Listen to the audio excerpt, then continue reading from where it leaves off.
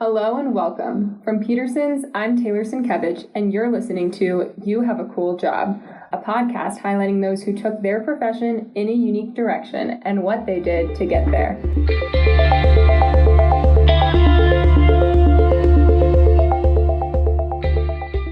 This is our very first episode of You Have a Cool Job, so let me tell you a little bit more about what we're doing here. We're here to motivate you and show you how interesting, fulfilling, and anything but average your career can be by talking with people who took a path less traveled. We'll ask these fascinating professionals how they got to where they are based on their education, experience, and anything or anyone else that contributed to their careers. Tune in every week on your way to school, work, or anywhere else life takes you for all careers weird and wacky. We hope you enjoy. Our first ever interviewee for You Have a Cool Job is Luxi Zhou. Luxi is an atmospheric scientist who works on air quality monitoring for the U.S. Environmental Protection Agency. So if you have an interest in science of the environment, definitely stay tuned. To start things off, we asked her what her role as an atmospheric scientist is all about. On one side, it's about research, and on the other hand, it's about application. It solves the problem in the practical world. So there are many gas molecules and particles in the atmosphere. So in addition to the oxygens and nitrogens, there are other trace gases and particles such as either CO2 or ozone or the PM2.5 or the small particles. And these trace constituents, they are either harmful for the human health or they impact the weather. So my job is to do the atmospheric research by using or developing the numeric atmospheric models. And these models will solve the concentrations of those trace species in the atmosphere. Typically, when people think of atmospheric science, they think of meteorologists on the Weather Channel. However, Luxi explained that the world of atmospheric science is very broad in itself, that then becomes specialized. Luxi herself specializes in atmospheric modeling, so her job focuses on research and building models, utilizing coding and computer science much more than you would think.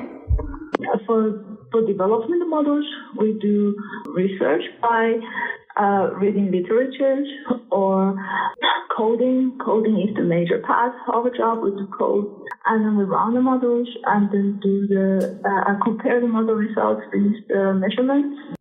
These measurements that pertain to numeric models are built to resolve atmospheric processes like emissions, transport, chemistry, and deposition. Scientists like Luxi use the models in both climate and air quality research. But Luxi didn't start out building models. At first, she was the one that went out into the field and gathered all the raw data required. This data collection took her to the layers of the atmosphere itself. I started by doing the measurements in the atmospheric research. So we went out for the field campaigns to do measurements by setting up the measurement mast and deploying lots of measurement instruments. I have also done the flight measurements by going on board to some Cessna flights, the small planes, so that we can sample I mentioned those trace gases like CO or like ozone through the measurements on board. So we fly up and down to collect samples. That's quite fun. It's like we direct the pilots where to go. And after doing the measurements, I actually started using the models. And from there, I started to get more interested in doing numeric simulations. From there, Luxi began to develop the numeric models she works on today. Luxi built her career in research in atmospheric models, and while she spends her fair share of time coding and in the lab, the more unique aspects of her job come from her fieldwork.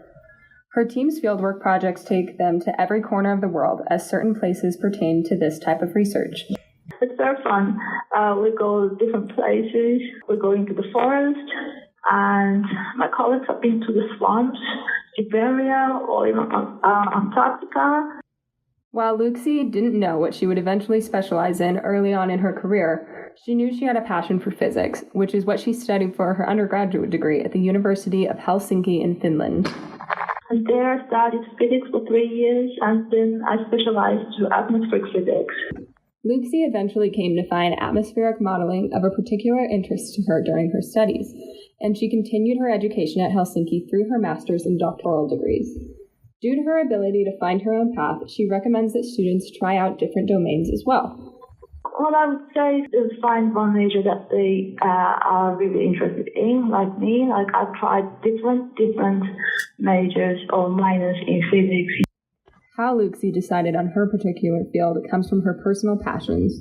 I decided to do atmospheric physics because it's really it's very close to nature and it's very related to our daily life as we are breathing in numerous molecules and particles every breath. So it's not something that's very narrow. It's a very broad spectrum of subjects to study. So it's really a fun subject to study. Luxi mentioned that one reason she got into the field was because of the nature aspect. So others who are interested in science and the outdoors may also be suited to the job. There's plenty of challenges or activities to be conducted outdoors. In addition to this, there's the lab work or experimental aspect of science that attracts still others with varying interests to this field. If you are a very handy person, like to do experiments, then there's also a wide area to do the laboratory experiments. And as for final advice, Luxi ends with the trait she finds most important throughout a career in atmospheric science. Keep the curiosity, no matter what. Luxi is excited by her job and enjoys what she does, which is just what we want for all of you. Our goal for this podcast is to inspire you to pursue something that you're passionate about, whether that's a career in atmospheric science or ballet. On that note, tune in next week for another episode of You Have a Cool Job. We'll see you then.